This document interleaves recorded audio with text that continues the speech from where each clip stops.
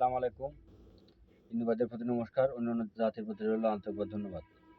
আশা করি আপনারা সকলেই ভালো আছেন বা সুস্থ আছেন, এই কামনা করি, দোয়াই করি। আর আমার বিদ্যা দিয়ে যারা কাজ করতেছেন, কোন কোন জেলায় কাজ করতেছেন আমাকে কমেন্টে জানাবেন, এবং কত সময়ের ভিতরে আপনারা কাজের ফলাফল পাচ্ছেন আমাকে কমেন্টে জানাবেন। আর আমার থেকে যদি ব্যক্তিগত কোনো কাজ করে নিতে চান তবে নিতে পারবেন, কোনো সমস্যা নেই আল্লাহর রহমতে।